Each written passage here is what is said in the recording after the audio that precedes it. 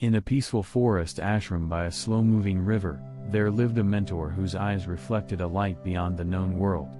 His presence was serene, yet powerful, like the stillness at the heart of a storm.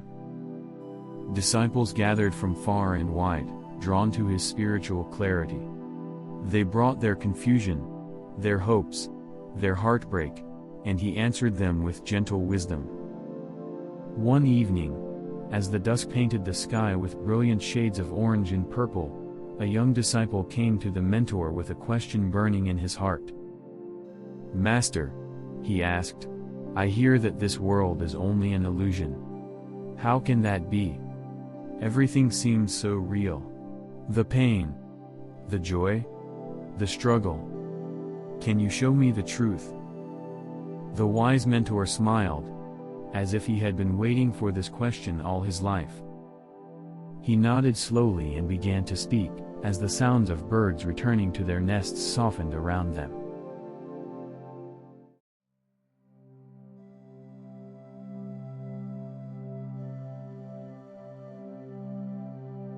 The mentor began, "My child, listen with an open mind and a steady heart.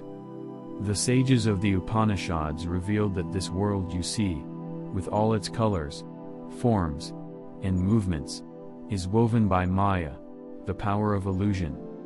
Maya is the divine magic that causes us to perceive separation, change, and duality." He paused to let these words sink in. "Maya is not mere trickery," he continued, "but a cosmic principle. It is the creative power of Brahman, the infinite, formless, changeless reality. Through Maya, Brahman appears to become the universe, just as gold takes the form of a bracelet, or a ring, yet remains gold alone." The disciple tried to grasp this idea, but confusion lingered on his face. The mentor gently smiled, reading the disciple's heart, and decided to take him deeper.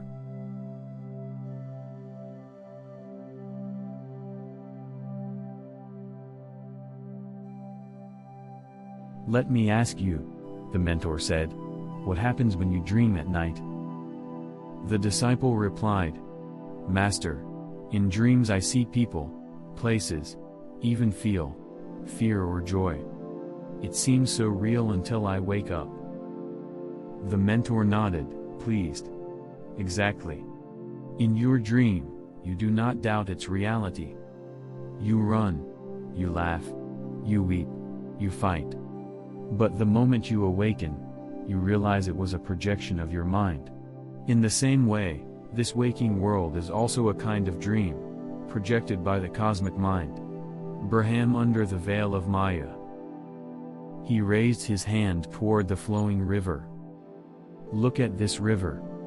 It seems to be moving from one place to another, but its essence, water, remains the same.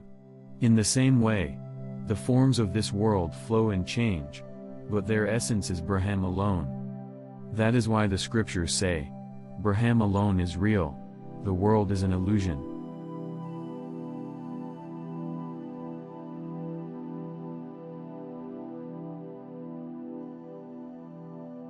The mentor, seeing the disciple still struggling, offered another vision. "Think of a hot summer afternoon," he explained, "when a thirsty traveler sees water shimmering on the horizon. He chases after it, but, when he arrives, there is no water, only dry sand. That mirage is not nothing. It is real as a perception, but it is not water. Similarly, the world is real as an experience, but it is not the ultimate truth." The disciple's eyes widened as understanding slowly bloomed.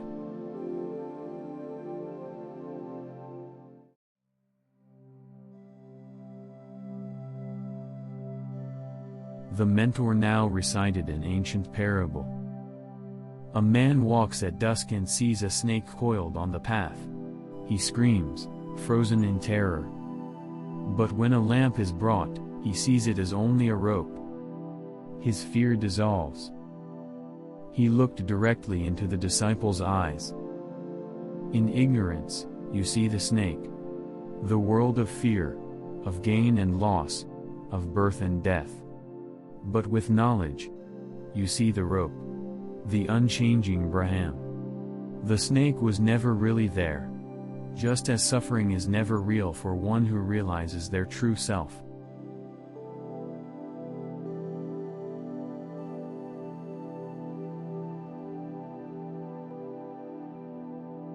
The disciple, his mind opening, now asked the deeper question, Master, why does Brahman allow Maya at all?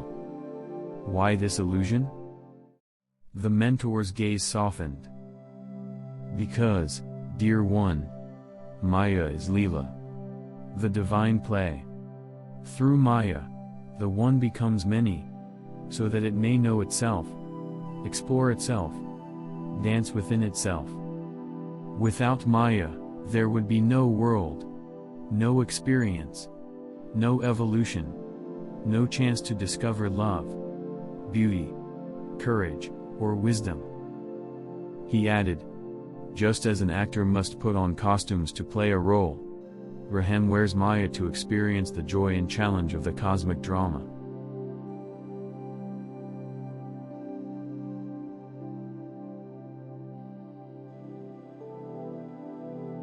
The mentor now explained in a tone of gentle authority.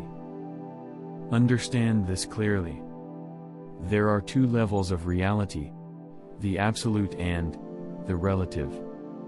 On the absolute level, there is only Brahman, limitless, eternal, unchanging. On the relative level, there is the world of name and form, the play of Maya. He continued, a realized person sees both.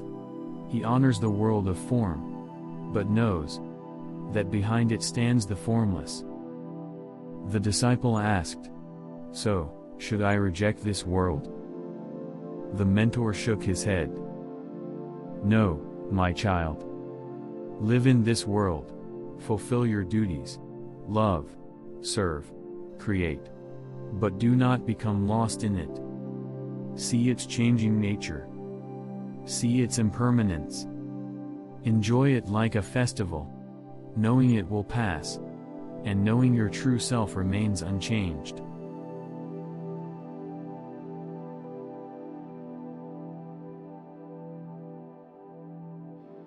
The disciple, still feeling a bit overwhelmed, asked with hope in his eyes, Master, how can I break free of this illusion? The mentor answered with calm confidence. You can overcome this illusion by training your mind, by reflecting deeply on what is real and what is temporary, by meditating, and by offering your sense of ego to the divine. He explained each step clearly, listening carefully to the wisdom of spiritual teachers, thinking deeply about that wisdom, testing it with your own reason, meditating on these truths until they become part of you, practicing discernment, learning to tell what is eternal from what is momentary, developing detachment, so you do not get carried away by short-lived pleasures or pains. With these practices, the mentor said with a reassuring smile, you will begin to see through the illusion. You will still live in the world, but you will not be chained by it.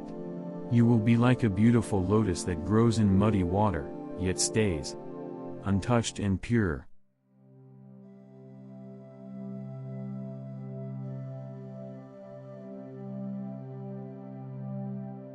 The mentor then brought his teaching closer to the disciple's daily life. You live in a time of powerful illusions. Screens flash images faster than thought. Advertisements promise you happiness in objects. News frightens you with stories of endless fear. Social media traps you in a false identity. All these are modern forms of Maya. He cautioned gently. Question them. Ask, who am I truly? Am I this name? This status? This money? The answer will come, you are none of these. You are the eternal witness, untouched and unbroken. The disciple wondered, if it is all Maya, how should I live? The mentor offered a clear path.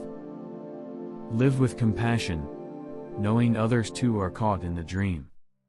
Live with courage, knowing challenges cannot touch your true self. Live with devotion, seeing the divine in all forms. And live with awareness, remembering you are the witness of this passing show.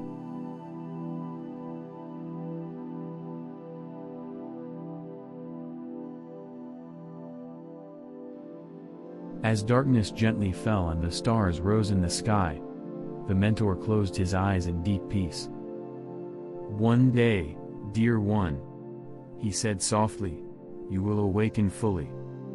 Then you will see. This entire world was like a passing cloud across a blue sky. You will laugh, for the great secret will be revealed, the sky was never touched by the clouds. In the same way, your true self was never touched by birth, or death, or pain. The disciple felt a deep calm settling into his heart, as if he had found a truth he had known forever but forgotten. So, dear listener, whenever the world overwhelms you, remember the mentor's words. This world is a grand illusion, woven by Maya. It is beautiful, it is moving, it is precious, but it is not the absolute truth. Question what is real. Look beyond appearances. See the eternal shining through every fleeting moment. And live wisely, live kindly, live with spiritual awareness.